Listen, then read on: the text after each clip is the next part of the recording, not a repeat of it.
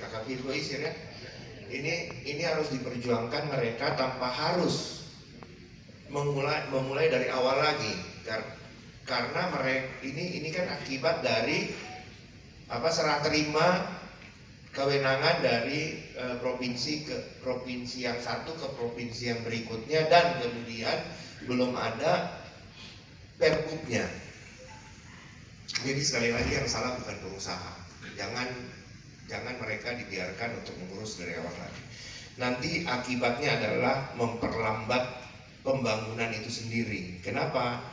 Mengurus izin, terus batuannya nggak ada, terus akhirnya nanti mereka memproduksi, kemudian mereka diperiksa lagi oleh aparat penegak hukum, kenapa izinnya belum ada sudah jalan, sementara salahnya adalah adanya di pemerintah yang belum ada pergubnya tadi.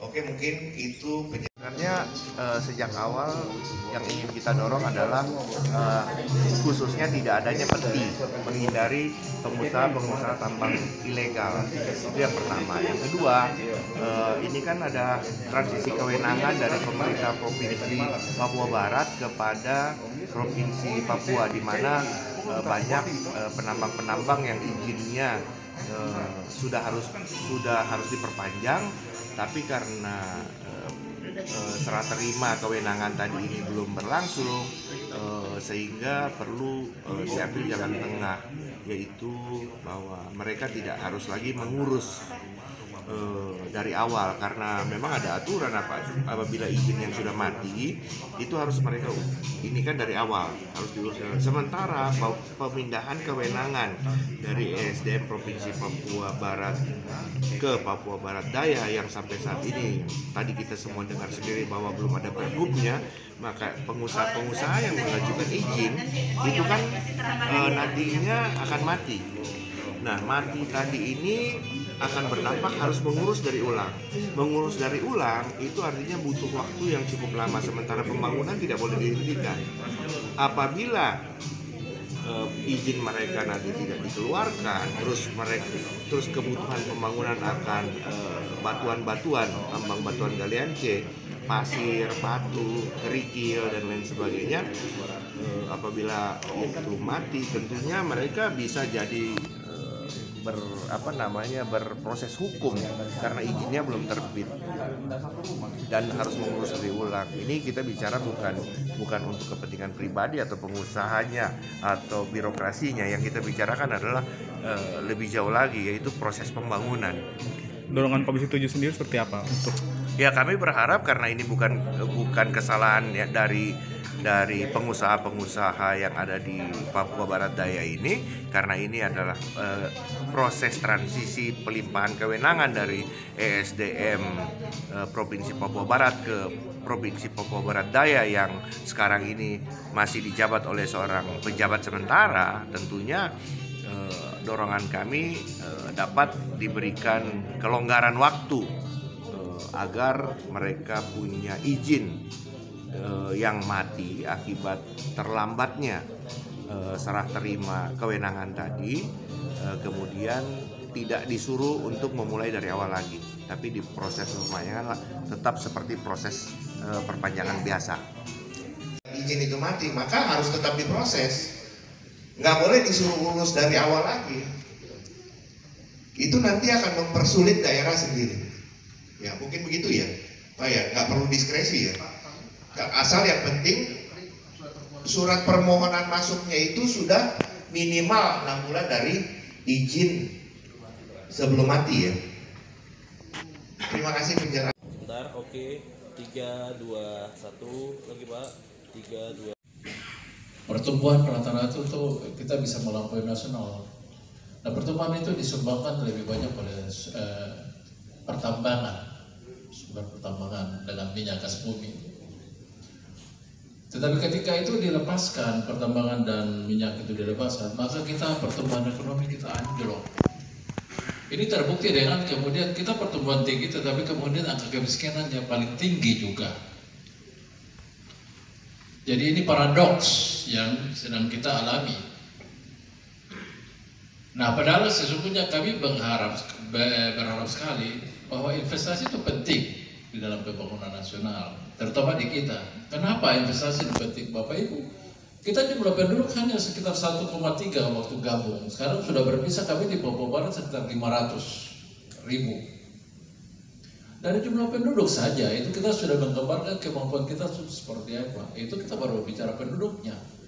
Karena penduduk itu dia mencerminkan pasarnya kita, kemampuan daya belinya kita di situ. Tadi saya bilang, ketika gabung dengan pertambangan, tapi ketika dia lepas dari pertambangan anjlok, artinya kemampuan per kapita itu kita rendah, sangat rendah. Nah ini yang menjadi pertanyaan kemudian, seberapa besar sih sumbangsi pertambangan terhadap ini pendapatan per kapita penduduk? Itu.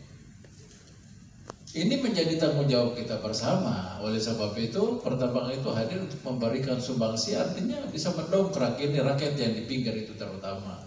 Lapangan pekerjaannya tadi kita ngomong sampai busa-busa. Tapi faktanya datang ketika kita lihat yang datang kan orang lain dari luar. Ini wajar tentunya. Kenapa? Karena angka lama sekolahnya kita tuh sampai tenaga kerja sampai kelas 2 SMP saja. 8 tahun atau mau masuk SMA. Nah oleh itu kita di pemerintah punya tanggung jawab untuk bagaimana memberikan pendidikan vokasi. Kita tidak lagi melihat ijazah, tapi bagaimana kita memberikan mereka pendidikan vokasi sehingga mereka punya sertifikasi keahlian untuk bisa masuk di pasar tenaga kerja itu. Itu ini sudah lakukan dengan Petroteknya, bantu mereka untuk itu. Tetapi juga penyerapannya di sana juga ya terbatas juga. Itu. Minta untuk dicabut, diangkat supaya ada manuver kapal ketika jadi pelabuhan. Kalau tidak ada pelabuhan kan susah. Itu sampai sekarang itu tidak bisa karena lingkungan hidup itu. Padahal kita hanya minta bagian itu saja diangkat. Jadi memang izin lingkungan ini bagaimana ya? Perlu ada sinkronisasi dengan menyangkut investasi. Di sisi lain investasi diminta, tapi kan lingkungan hidup juga dijaga. Semua kita punya tanah dan laut ini semua masuk di dalam daerah konservasi. Nah itu, ya kita juga diberikan kompensasi. Malah Bapak, kami diberikan kompensasi lah untuk itu masyarakat adat. Gitu. Tapi kalau kemudian ada untuk hutan produksi, dan ini gampang saja urus ininya. Gitu. Ini yang mungkin nanti ke depan kita juga seperti ini, kita mengundang teman-teman dari lingkungan hidup juga untuk hadir sehingga memberikan pencerahan ke kita. Jangan sampai kemudian sepihak kita menjustifikasi, itu juga salah nanti. Sehingga komunikasi itu penting. Saya pikir itu yang bisa saya sampaikan. Kalau kita lihat di dalam aturan di PP 96 tahun 2021 di pasal 49, bahwasanya permohonan perpanjangan untuk mineral logam itu diajukan paling cepat 5 tahun dan paling lambat 1 tahun. Sedangkan untuk mineral bukan logam atau batuan itu diajukan paling cepat 2 tahun dan paling lambat 6 bulan. Dalam hal ini ketika pemegang izin sudah mengajukan permohonan perpanjangan sesuai ketentuan ya, kalau di sini mungkin batuan atau mineral bukan logam ya diajukan paling cepat 2 tahun atau paling lambat itu 6 bulan ya. Selama itu surat itu memang masuk dan masuk ke dalam sistem persuratan ataupun tata usaha di pemerintah yang mana itu ya pokoknya bukti itu ada, itu tetap bisa diproses berdasarkan permohonan tadi.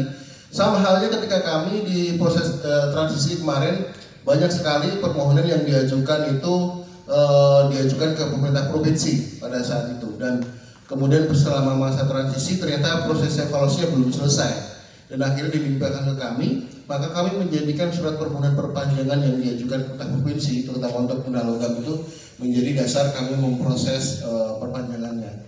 Jadi kalau menurut kami itu bukan diskresi Pak, tapi memang masih dilakukan based on peraturan yang ada gitu.